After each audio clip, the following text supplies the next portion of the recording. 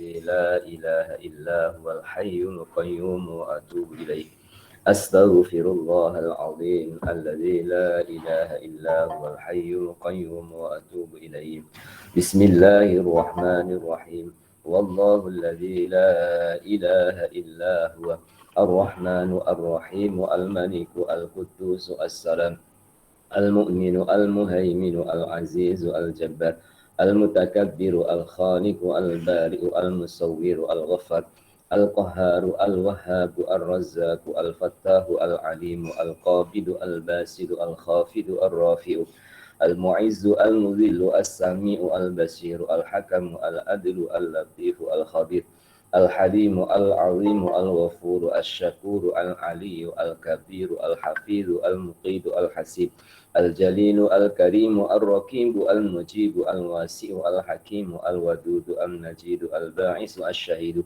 الحق الوكيل القوي المتين الولي الحميد المحسن المبدئ المعيد المحيي المميت الحي القيوم الواجد الماجد الواحد الأحد الصمد القادر المقتدر المقدم المؤخر الأول الآخر الظاهر الباطن الوارث المتعالي البر التواب المنتقم العفو الرؤوف ملك الملك ذو الجلال والإكرام المقسط الجامع الغني المغني المؤتي المانع الضار النافع النور الهادي البديع الباكي الوارث الرشيد الصبر الذي لم يلد ولم يولد ولم يكن له كفوا أحد ليس كمثله شيء وهو السميع البصير بسم الله الرحمن الرحيم اللهم أنت السلام ومنك السلام وإليك يعود السلام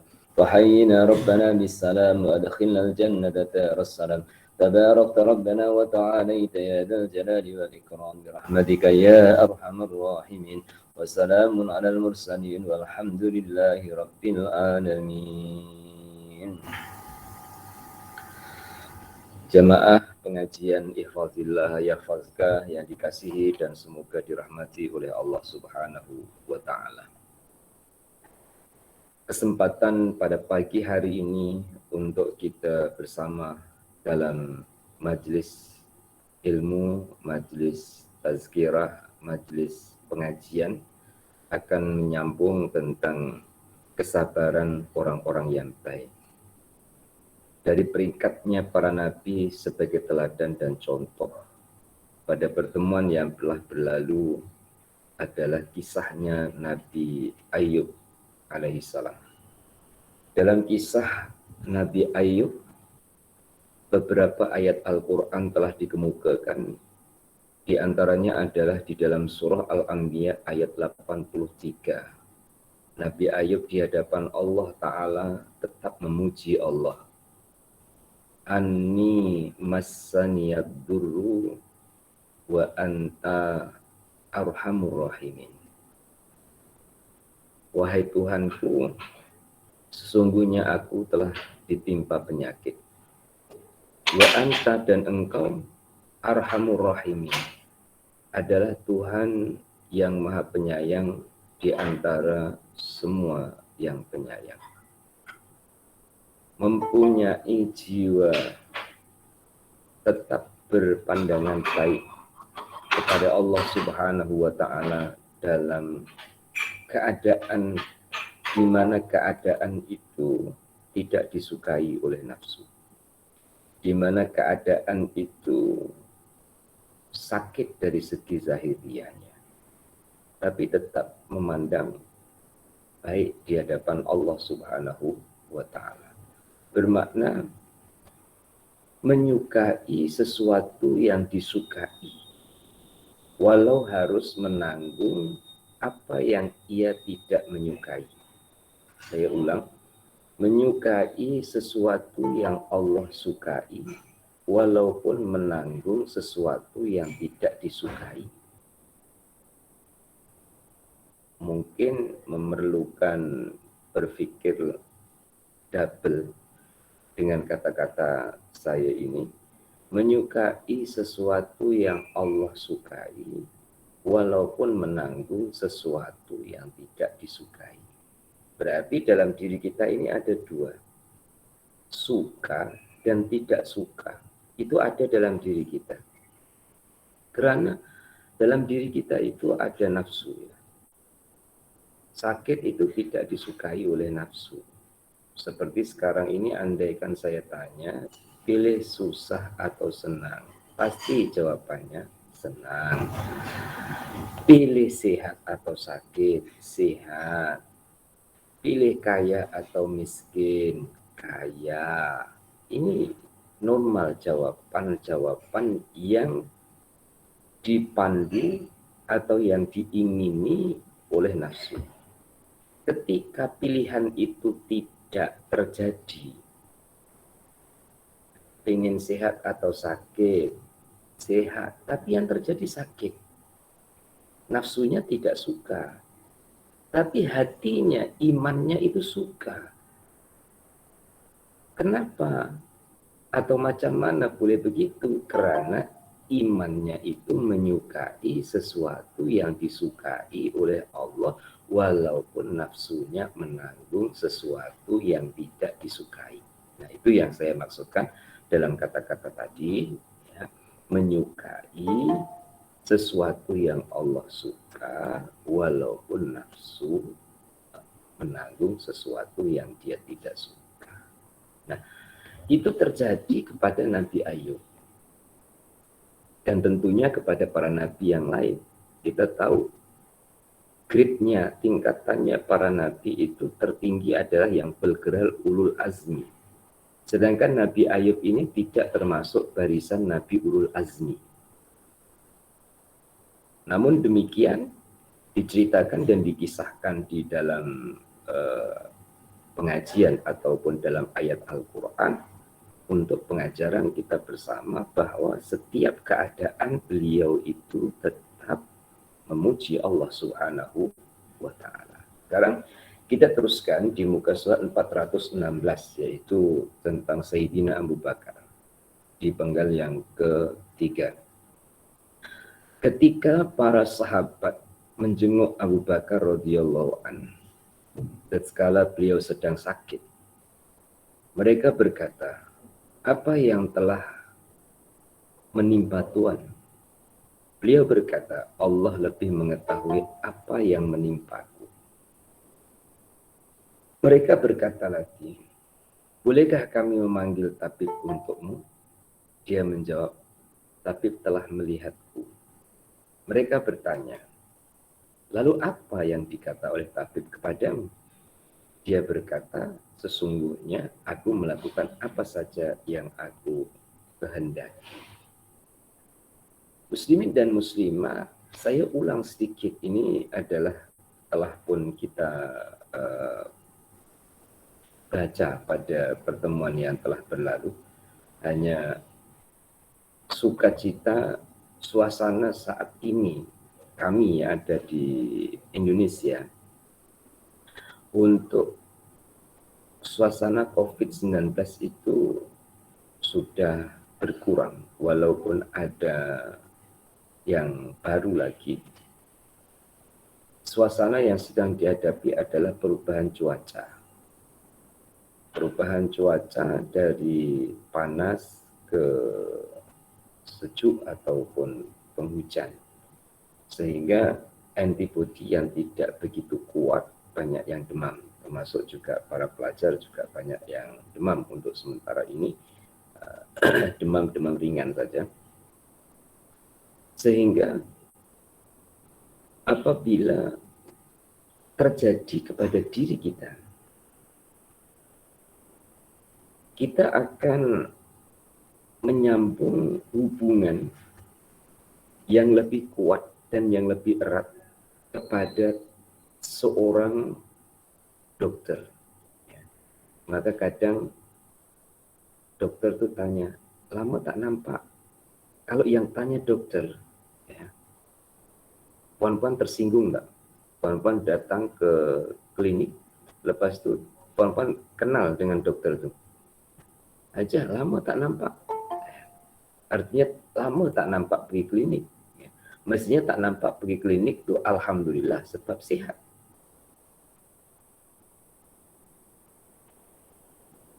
Jumpa dengan gurunya, lama tak nampak, gurunya tanya.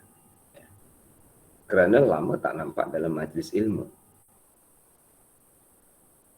Hubungan dengan orang yang kita perlukan perkhidmatannya semakin erat saat kita memerlukannya. Insya Allah hubungan kita dengan Allah semakin erat saat bertambah rasa perlu kita kepadanya. Itu yang dirasakan dalam kisah Sayyidina Abu Bakar. Rasa perlu dengan Allah itu lebih kuat. Maka ketika sahabat lain menawarkan untuk jumpa tabib, dia artikan mindanya itu tabib itu ya Allah. Dokter itu ya Allah. Dan di dalam Al-Quran, kisahnya Nabi Ibrahim, wa idza maritu fahuwa yashfin. Jika aku sakit, dia yang menyembuhkan. Dialah tabib, dialah dokter yang menyembuhkan penyakitku. Jadi, muslimin dan muslimah yang dikasihi sekalian, sejauh mana rasa perlu kita dengan Allah, sebesar itu pula kita erat hubungan dengan Allah. Kemudian, sebagian penulis biografi Ibnu Taimiyah mengatakan bahwa tatkala dia dalam keadaan sakit, orang ramai menjenguknya. Lalu mereka bertanya, wahai Abul Abbas, panggilannya, apakah gerangan yang menimpa Tuhan?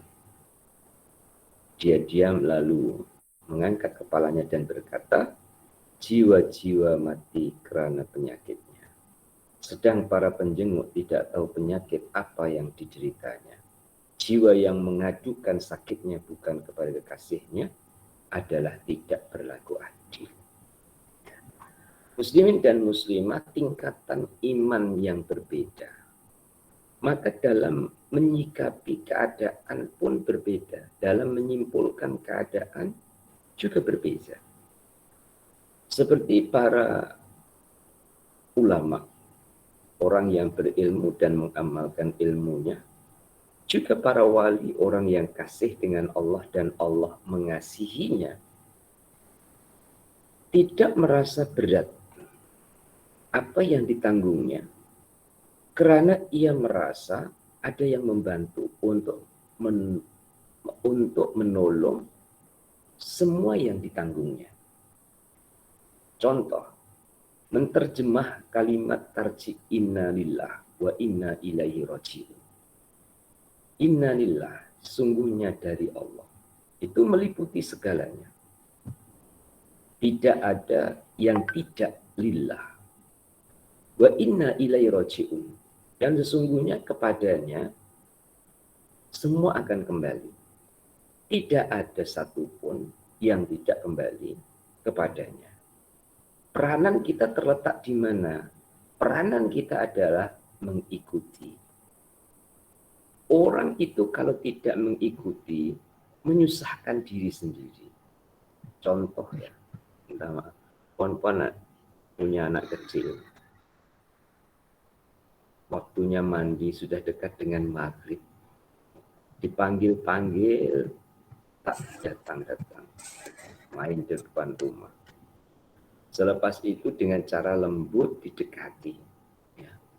Meronta-ronta tak mau mandi. Apa yang puan-puan lakukan? Karena dia tidak mau, karena dia tidak terima, maka ditarik, diseret, dimasukkan ke kamar mandi, ke bilik air. Ya. Kemudian dijirus air pun dengan perlakuan yang kasar. Karena dia tidak mau. Sedangkan yang dilakukan oleh ibunya adalah untuk kebaikannya, untuk kebersihannya, untuk kerapiannya, untuk kenyamanannya. Jadi tarji inna lillah wa inna ilaihi raji'un, peranan kita itu ikut. Ikut insya Allah mudah, rasanya itu mudah. Tidak ikut, rasanya susah. Ini rasa lo ya. Ikut rasanya mudah, tidak ikut rasanya susah. Selanjutnya lagi, Oleh karena itu coba perhati pada indahnya perumpamaan yang disampaikan oleh Nabi Yakub alaihissalam, fasobrun jamil. Wallahul musta'anu ala ma tasifun. Maka kesabaran yang baik itulah kesabaran. Dan Allah sajalah yang dimohon pertolongannya terhadap apa yang kamu ceritakan. Nabi Yakub, ayahnya Nabi Yusuf. Ujian yang Allah ceritakan kepada Nabi Yakub berbeda dengan ujian para nabi lainnya. Karena setiap para nabi punya ujian yang berbeda. Artinya, punya jalan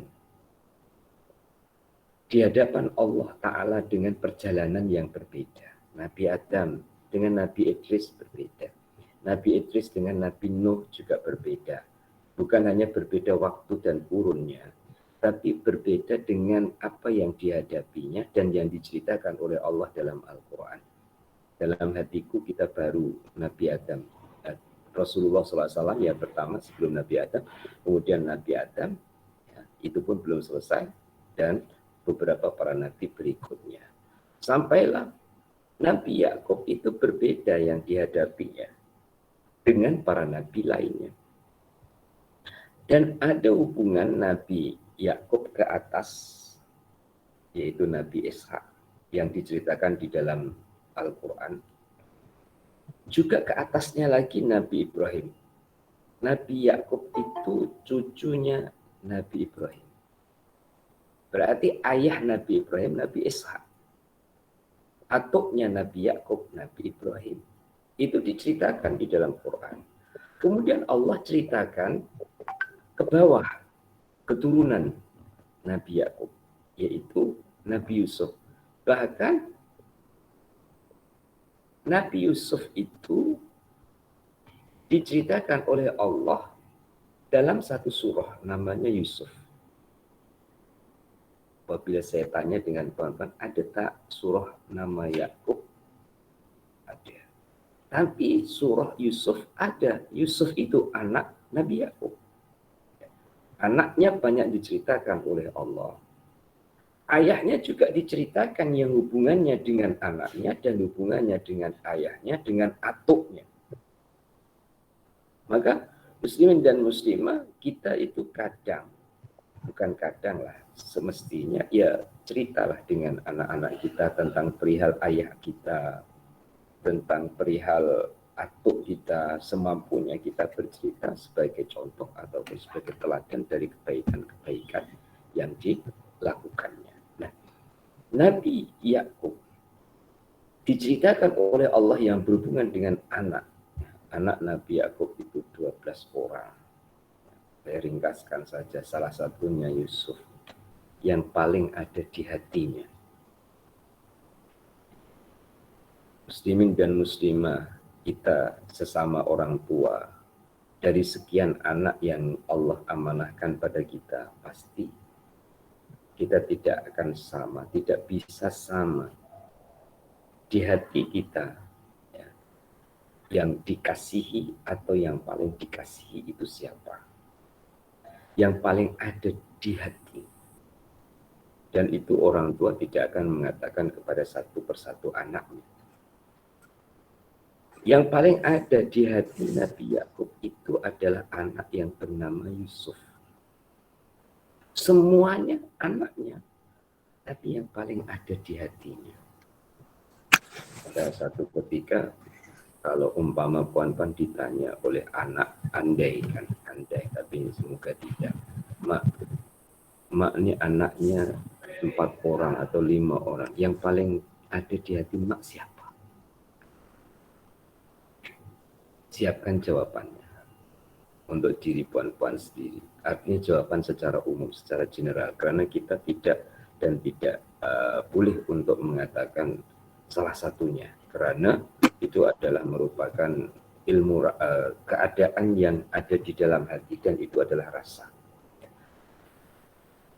Tentu yang paling ada di hatinya, jika berpisah, itu yang paling berat dirasakannya.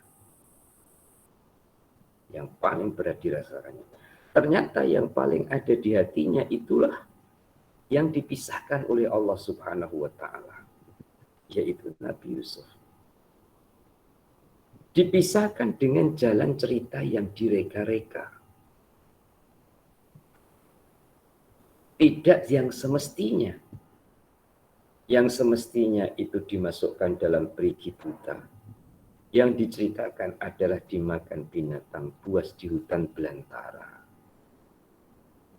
Nabi Yakub seorang nabi. Mulianya seorang nabi tidak terlepas bahwa Nabi Yakub juga manusia. Yang juga ada susah, ada senang, ada suka, ada duka.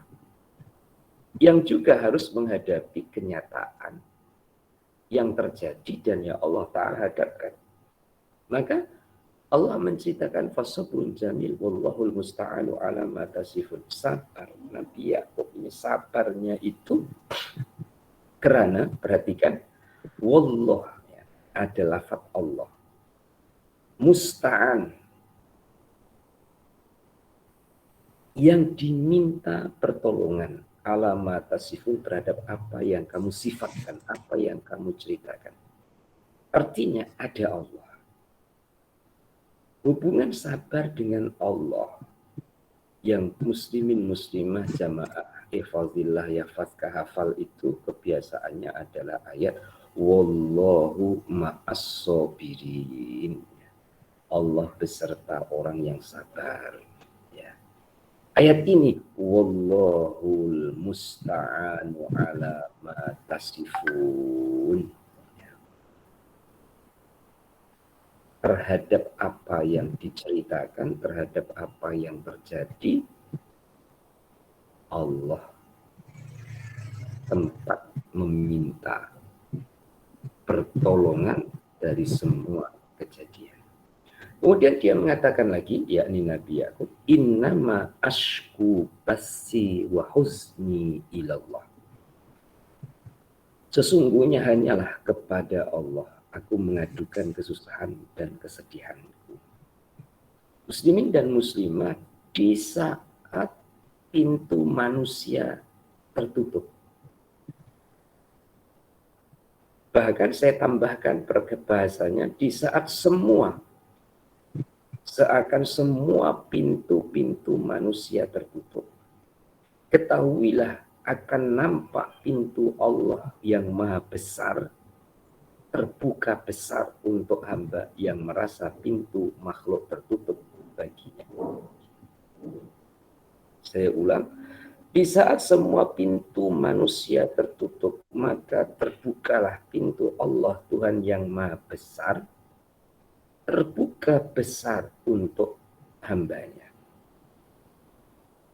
Pada saat Nabi Yakub sebagai seorang ayah menghadapi 11 anak yang membawa cerita yang direka-reka. Sedangkan dari 12 anak itu yang paling ada di hatinya adalah Nabi Yusuf. Untuk sharing bahasa kita tertutup bagi Nabi Yakub terhadap anak-anaknya. Karena ini urusan perasaan. Seakan-akan bahasa orang awam adalah Allah menggiring Nabi Yakub dibawa kepada satu pintu, yaitu pintunya Allah. Maka yang nampak dalam pandangan Nabi Yakub adalah pintunya Allah. Di pintu Allah itulah Nabi Yakub mengatakan, Ashku basi wa huzni ilallah. Hanya kepada Allah aku mengadukan kesusahan. Wa huzni, dan mengadukan kesedihan. Muslimin dan muslimah, mengunci pintu tidak bercerita kepada manusia itu ternyata susah. dibandingkan mengunci pintu depan rumah. Maka ada latihan untuk tidak bicara dengan manusia atau dengan makhluk. Bahkan ya, kisah Israiliyah diambil baiknya saja, diambil benarnya saja. Siti Zulaiha itu mengunci pintunya cerita kepada manusia. Dia lebih memilih cerita kepada batu daripada cerita kepada manusia.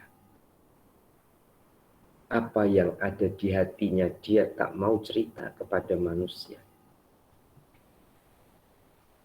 Cintanya kepada Nabi Yusuf itu dia tidak mau cerita kepada manusia karena malu. Ya, bukan hanya karena malu ya, karena yang lain. Sebab Zulaiha itu sudah berumur, sedangkan Nabi Yusuf itu masih muda. Dia lebih menceritakan itu, atau dia memilih menceritakan rasa di hatinya itu kepada batu.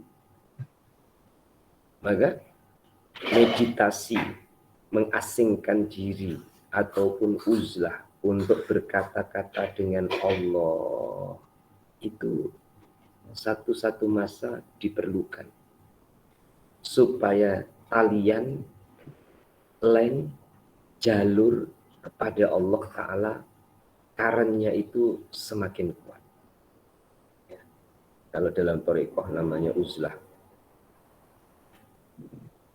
Peristiwa itu juga dilakukan oleh Rasulullah SAW berulang yang disebut sebagai tahanus.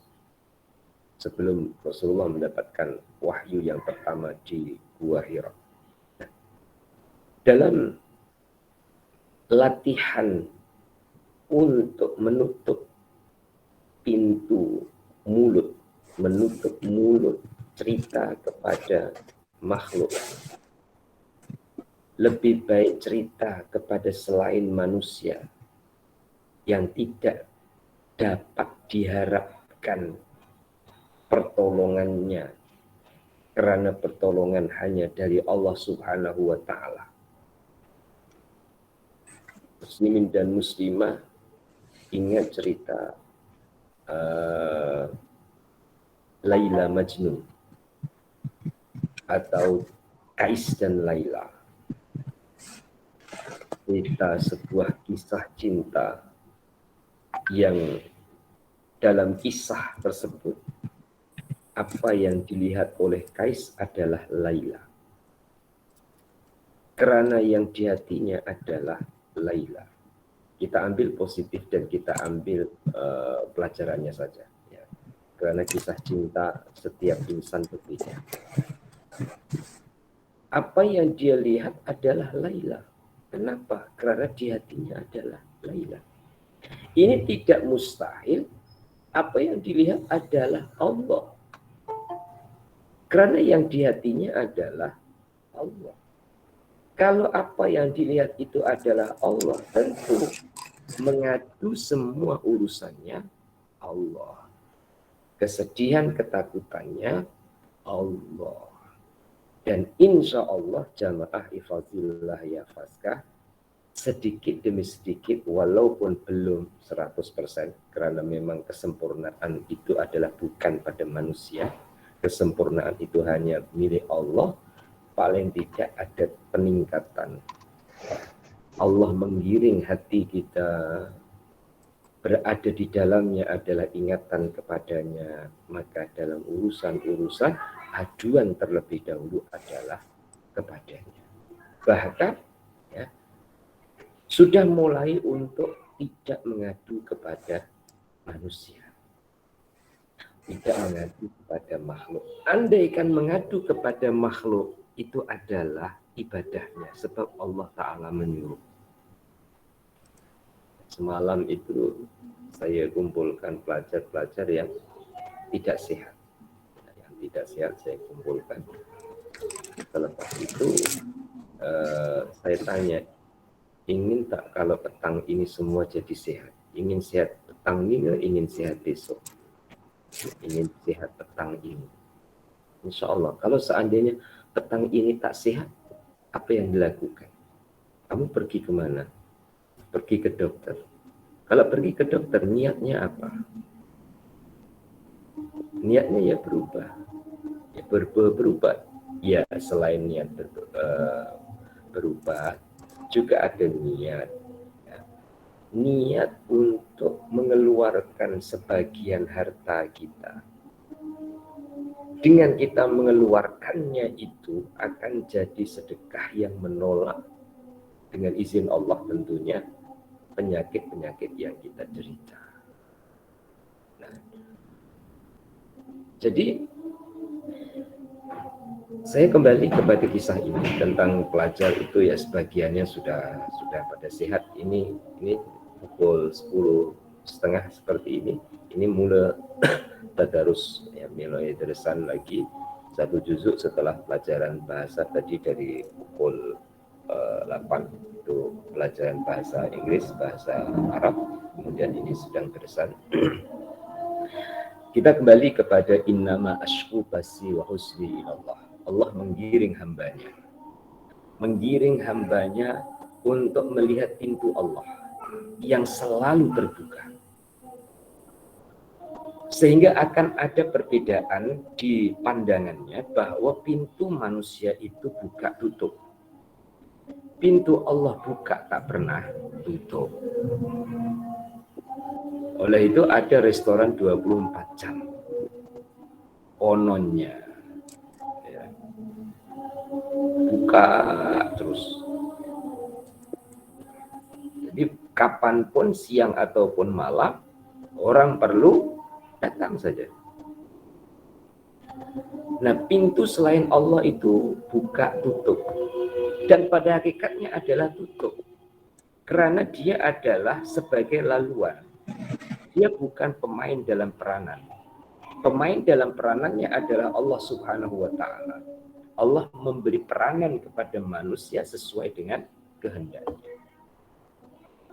Nabi Yakub alaihissalam mengadu masalahnya, kesedihannya adalah kepada Allah. Dan inilah yang sama-sama kita menirunya. Dengan itu, insya Allah, kita akan menemukan datang dan selesainya atau datangnya permasalahan dan selesainya permasalahan itu dari yang sama, yaitu dari Allah. Syaitan akan membisikkan, kenapa Allah buat saya begini? Andaikan puan-puan pernah terlintas seperti itu. Kenapa engkau ya Allah buat saya begini? Kita akui saja kalau kita pernah seperti itu.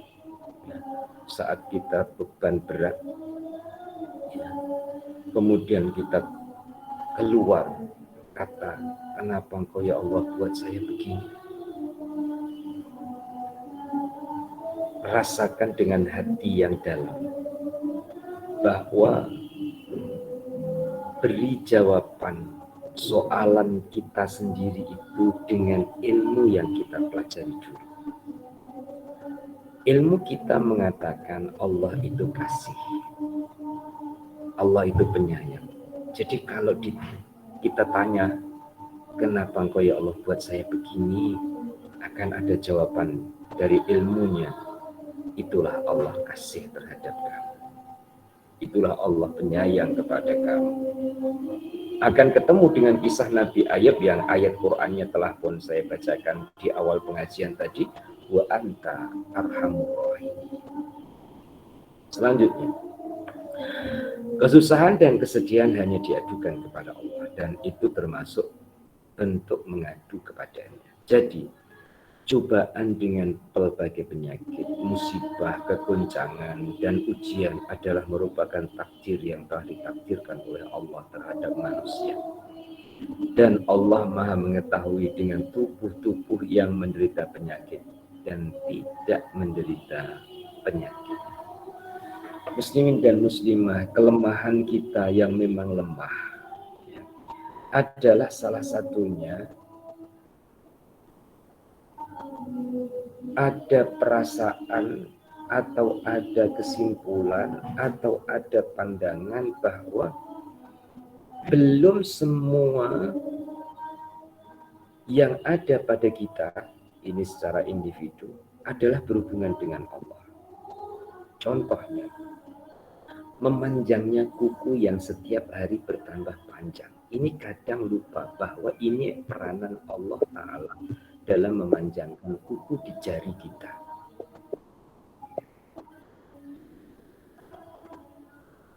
Ini yang ada di fisikal kita. Begitu juga yang ada di dalam. Termasuk juga peranan organ dalam kita. Mulai dari perutnya, jantungnya, ususnya, usus besar, usus kecilnya, lambungnya, ginjalnya, hatinya, dan yang lain-lain dalam tubuh badan kita yang kita sendiri tidak mampu untuk menyebutkannya. Sarafnya, bahkan makhluk yang bersama dengan kita, ada virus yang positif, ada yang negatif. Semuanya berhubungan dengan Allah. Sekali lagi, semuanya berhubungan dengan Allah. Nah, semoga Allah memaafkan. Allah Tuhan yang pemaaf itu memaafkan.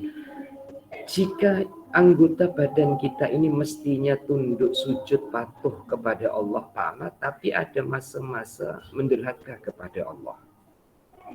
Padahal setiap jarinya Allah Maha tahu. Dalam jari itu Allah Maha tahu. Tulang yang dibungkus dengan daging dan juga darah yang mengalir, itu Allah Ta'ala tahu. Maka jika terjadi sakit di salah satu anggota, ya tentu Allah tahu. Dan Allah menyiapkan obat di setiap penyakit kecuali mati. Nah, Allah menyiapkan obat itu manusia ikhtiar. Ikhtiarnya itu jadi khidmat ibadahnya kepada Allah. Sakitnya di dalam badannya, obatnya ada di luar, berarti harus dicari. Maka ada ilmu medis atau ilmu kedokteran menyiapkan obat selari dengan penyakit yang diderita dengan orang yang sakit. Itu pun tidak jadi jaminan bahwa obat itu menyembuhkan, karena yang maha menyembuhkan adalah Allah yang tahu, yang maha tahu letak sebenar penyakit. Muslimin dan muslimah, diagnosa penyakit untuk mencari sebab-sebabnya itu kan beberapa alat yang dicipta oleh manusia untuk membantu diagnosa penyakit. Mulai dari zaman dulu rongsen, X-ray, CT scan, MRI, untuk mencari dan menemukan sebab-sebab penyakit itu sendiri. Kadang, Masya Allah, ini cerita saja. Ya.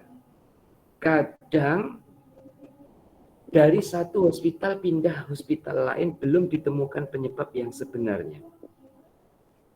Karena berada di hospital ini sudah sekian lama atau sekian minggu, pindah lagi ke dokter yang dianggap lebih pakar.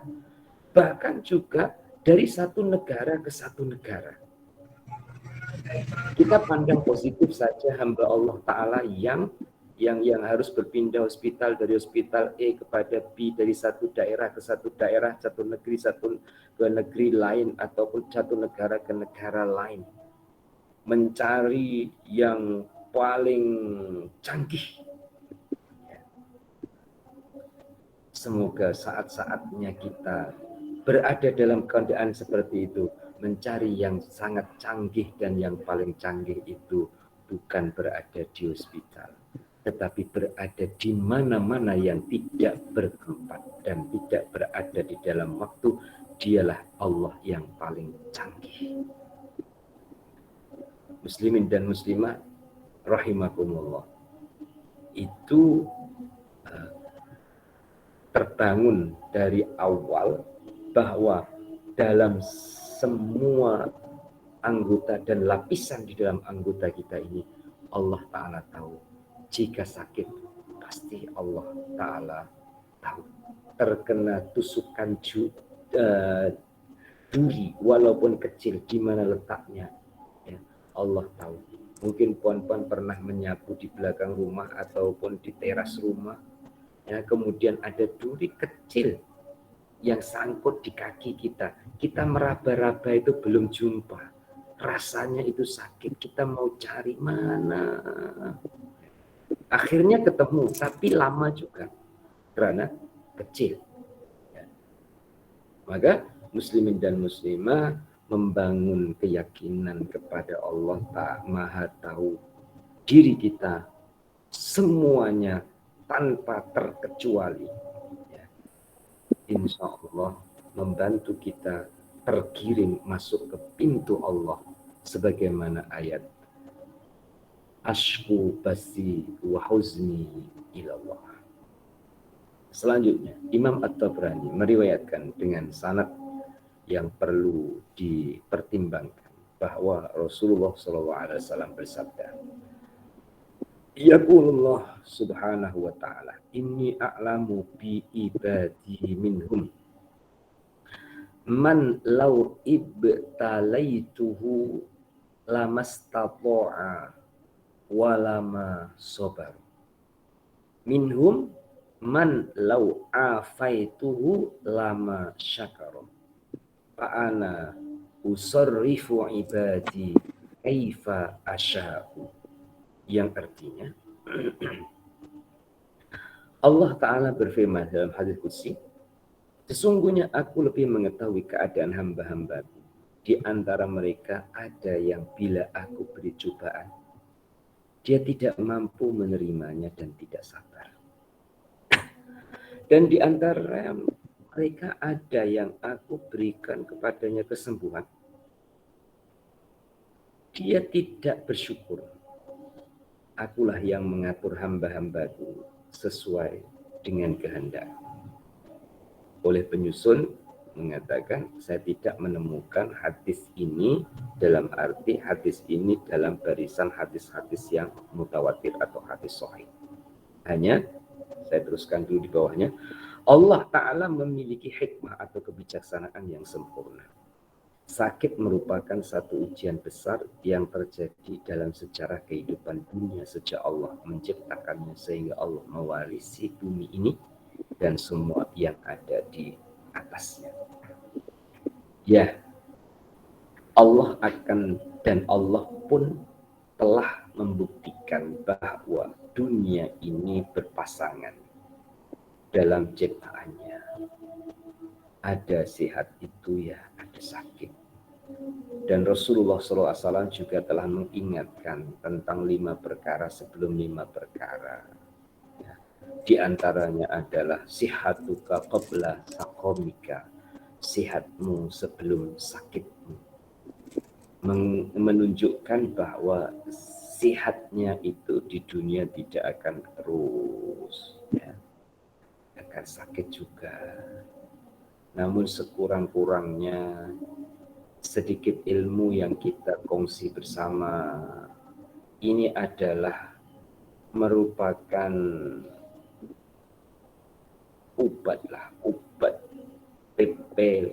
PPPK kalau bahasa kami, pertolongan pertama pada kecelakaan ya, asalnya bahasanya begini, pertolongan pertama pada kecelakaan P3K ya. Nah, pertolongan pertama ini adalah bukan dari orang lain. Pertolongan pertama itu dari dirinya sendiri. Mungkin puan-puan dulu pernah diajar ya, awal-awal luka terletak di sini ataupun lukanya berada di sini, darah mengalir. Itu puan-puan jangan ikat di sini, ikatnya harus berada di sini. Nah, ini pertolongan pertama, contoh begitu. Nah, ilmu yang kita perolehi semoga manfaat akan jadi pertolongan pertama. pertolongan pertama yang akan menasihatkan, pertolongan pertama yang akan menenangkan. Ya. Jadi saat berhadapan dengan sesuatu itu sudah sering dengar. Contohnya, sudah sering dengar nasihat Rasulullah, jaga sehatmu sebelum sakitmu. Kemudian sakit. Puan-puan, sudah insya Allah sudah ada persiapan. Dan sudah ada persiapan. Sudah ada persiapan, tapi tidak terjadi. Ya, umpama biar persiapan besok sakit, tapi tidak sakit. Berarti muslimin dan muslimah rasa syukurnya yang akan bertambah. Terima kasihnya kepada Allah Ta'ala yang akan bertambah. Nah, begitulah ya, dalam hidup kita ini menghadapi kemungkinan-kemungkinan yang kita tidak dapat menentukan, tetapi kita sedia untuk menghadapi segala kemungkinan. Yang kedua, ya, kisah orang-orang yang solih, kisah kesabaran orang yang baik. Dalam kitab Al-Isobah, Ibnu Hajar menyebutkan bahwa Allah Subhanahu wa Ta'ala telah menguji Imran bin Husain bin Ubaid al-Khuzai, salah seorang sahabat pilihan dan seorang mujahid besar dan masyhur, juga seorang sahabat yang cerdik dan pandai. Allah mengujinya dengan penyakit selama 30 tahun. Selama masa itu dia tidak pernah beranjak dari atas katilnya. Lalu sebagian orang berkata kepadanya, adukanlah penderitaanmu itu kepada Allah.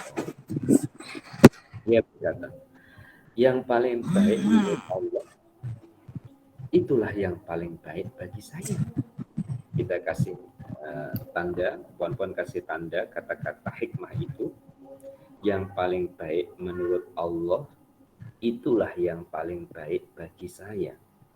Saya ulang, yang paling baik menurut Allah, itulah yang paling baik bagi saya.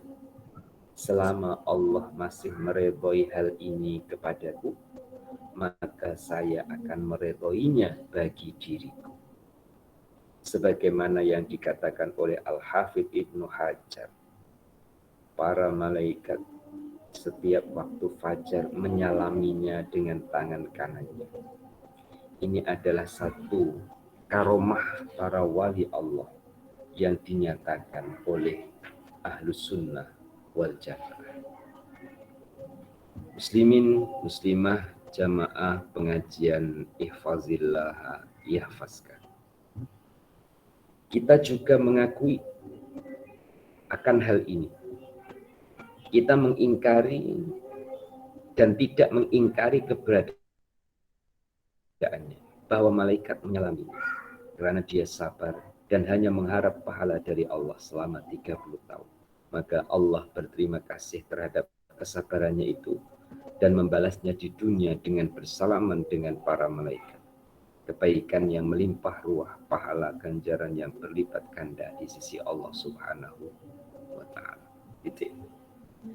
Semoga tidak mengelirukan dan dipimpin oleh Allah Ta'ala kepada jalan kebenaran dalam mengartikan ataupun memahamkan kisah-kisah ini. Muslimin dan muslimah, tidak harus besar yang dirasakan berat. Saya ulang ya, tidak harus besar yang dirasakan berat. Dan juga tidak harus kecil yang dirasakan ringan. Saya ulang, tidak harus besar yang dirasakan berat, tidak harus kecil yang dirasakan ringan. Kisah yang kita baca ini besar. 30 tahun sakit itu besar. Puan-puan, sakitnya apa tidak diceritakan. Masya Allah. 2 hari lepas, ya, 2 hari lepas selepas hatiku itu ada orang ketuk pintu. Orang ketuk pintu. betul-betul hatiku baru selesai, ya, sebelum talaki. Kemudian akhirnya talakinya hanya satu orang. Itu ada orang datang pakai emas seperti ini, perempuan, kakinya besar sebelah, artinya kakinya yang satu normal, yang satu itu tidak normal, sehingga jalannya itu sengit. Ketuk pintu mau jumpa saya dengan urusannya tak payah saya ceritakan. Yang ingin saya ceritakan untuk kebaikan, bukan mengumpat, adalah si fulan itu menderita kaki besar sebelah, ya, dan panjang sebelah. Bedanya itu banyak bedanya. Ya. Itu dari lahirnya sampai matinya. Itu besar, itu berat, tapi dia rasa ringan. Nyatanya, ya, dari mulai sekolah rendah, mulai sekolah menengah, ya, sampai ke university, sampai menjadi sarjana, itu dia lalui. Kemudian tanya di sini masih ada kekosongan pekerjaan atau tidak. Saya punya sijil sarjana hukum, kita seperti itu. Artinya dia apa yang ia jalani itu bukan satu beban. Mungkin ya beban, akan tetapi setiap bangun tidurnya dia lihat ya seperti ini, setiap bangun tidur dia lihat ya seperti ini, akhirnya yang berat itu akan jadi ringan. Puan-puan, di rumah puan-puan ada foto, ada gambar. Puan-puan di rumah ada gambar siapa? Yang suka artis mungkin gambar artis. Yang suka guru, suka kiai, gambarnya para kiai. Yang suka hiasan, mungkin gambarnya juga hiasan. Seperti belakang saya ini ada Ka'bah. Kalau depan sana itu ada gambar ayah saya, ada gambar saya sendiri. Contohnya begitu. Jadi ketika puan-puan pasang gambar orang lain yang lebih cantik daripada puan-puan, ini dari segi paras muka, itu menyiksa. Maka tujuan pasang gambar adalah bukan untuk dibandingkan paras muka dan fisiknya, tapi adalah akan ditiru akhlak dan kemuliaannya. Ada orang menderita karena hidungku kenapa tak mancung macam orang India, hari-hari begitu. Kan jadi masalah besar, pada itu kecil tapi jadi besar. Maka belum tentu ringan itu kecil.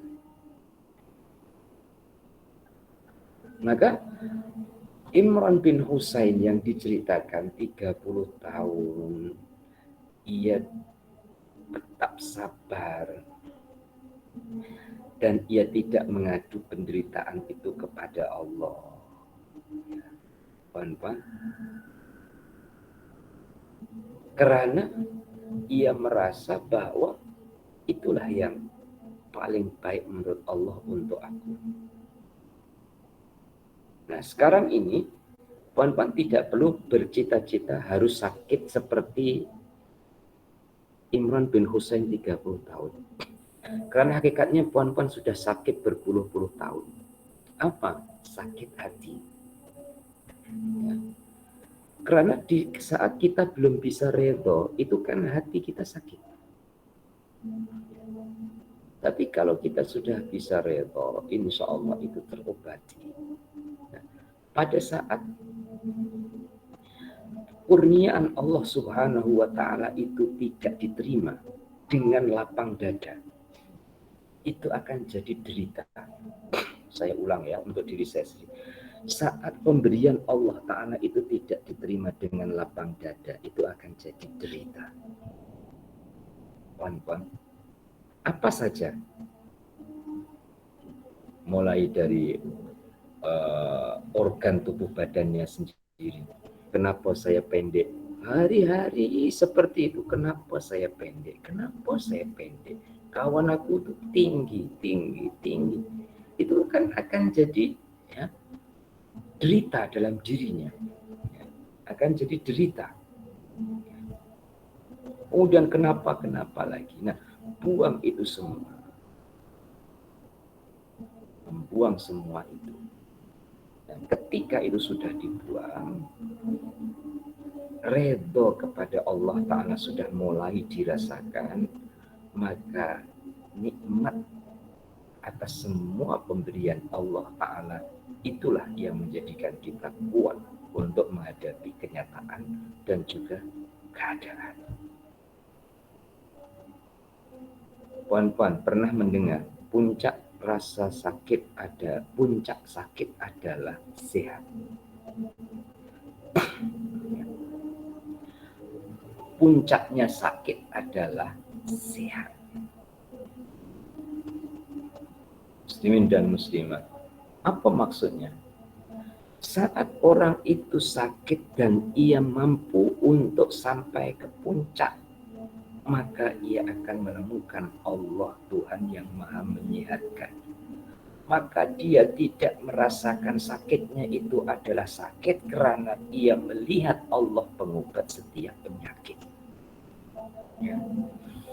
Muslimin dan muslimah rahimakumullah, dalam perjalanan untuk menggapai, meraih, menemukan yang atau yang paling itu melalui pengorbanan yang bisa melupakan semuanya ataupun melupakan lainnya.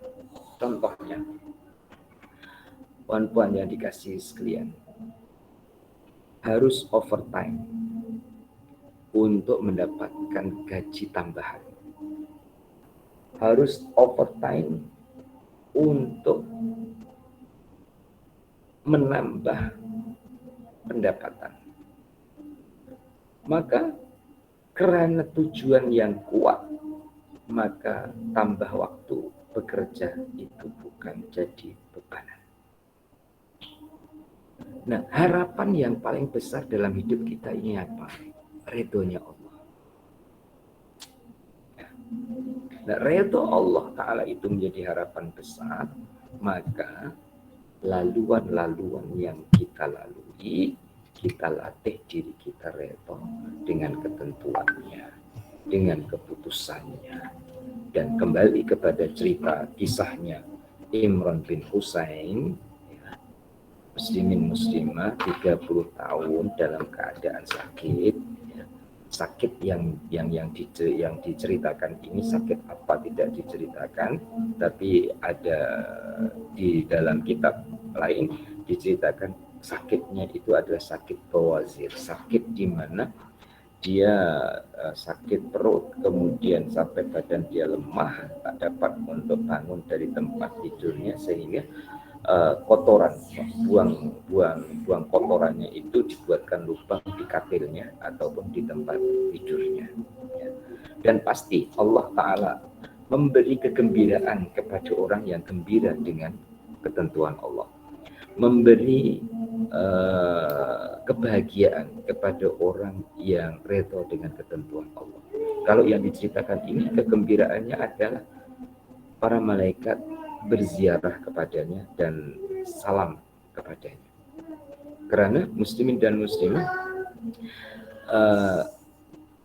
ujian itu memerlukan kekuatan. Kekuatan itu juga dari Allah Ta'ala. Maka Allah tidak akan menguji melainkan dengan kadar kemampuan. Seperti di akhir surah Al-Baqarah, la yukallifullah nafsan illa wus'aha. Begitu juga puan-puan. Contoh orang biasa lah, sakit, itu juga akan Allah Ta'ala beri kekuatan untuk menghadapi sakitnya. Saya buatkan contoh. orang punya duit banyak dengan orang tak punya duit yang sama-sama menghadapi sakit, itu cara berpikirnya kan sudah berbeda. Orang yang tak punya duit, dia sakit, maka dia akan memilih duduk di rumah, kemudian cari daun-daun herbal yang ada di belakang rumah dia, kemudian dia rebus, kemudian dia minum. Ataupun kalau tidak seperti itu, dia jaga makan, kemudian rebus air, buat teh hangat-hangat, kemudian dia minum. Bila sudah mulai keluar keringatnya, sudah mulai agak ringan badannya. Beda dengan orang yang punya duit banyak. Begitu ada rasa sakit, terus terlintas pergi klinik, pergi hospital. Iya, karena memang ada duitnya. Apa salah? Tidak. Itulah cara Allah Ta'ala menyeimbangkan antara sakitnya dengan cara menghadapinya. Untuk orang yang kais pagi untuk pagi lah mudahnya, dia juga rentan kena penyakit juga, tapi Allah Ta'ala memberi kekuatan kepadanya untuk menghadapinya, berbeda dengan orang yang punya duit banyak. Itu adalah keadilan Allah Subhanahu wa Ta'ala. Yang jelas ada penyakit pasti ada obatnya, ada masalah pasti ada penyelesai. Ya, cukup ini terlebih dulu. Insya Allah yang akan datang kita akan sambung kisah yang ketiga di muka surat 418. Dan sekali lagi mohon maaf hari ini keterlambatan yang agak panjang dan tidak bisa memberitahu kepada puan-puan karena line yang tidak dapat untuk WA ataupun yang lainnya. Terima kasih. Kita akhiri dengan baca doa. Bismillahirrahmanirrahim. Allahumma sholli wa sallim ala sayyidina Muhammad wa ala ali sayyidina Muhammad. Alhamdulillahirabbil alamin. Allahumma rzuqna ilman nafi'an wa amalan sholihan maqbula wa rizqan halalan thayyiban wasi'an barakah. Allahumma ja'alna minal ladzina yastami'una qawla fayattabi'una ahsanahu bi rahmatika ya arhamar rahimin. Wa sallallahu ala sayyidina Muhammad wa ala alihi wa sahbihi wasallam. Alhamdulillahirabbil alamin. Taqabbalallahu minkum minna wa minkum taqabbal ya karim. Kurang lebihnya minta maaf. Hadanallahu wa iyyakum. Assalamualaikum warahmatullahi wabarakatuh. Waalaikumsalam warahmatullahi wabarakatuh.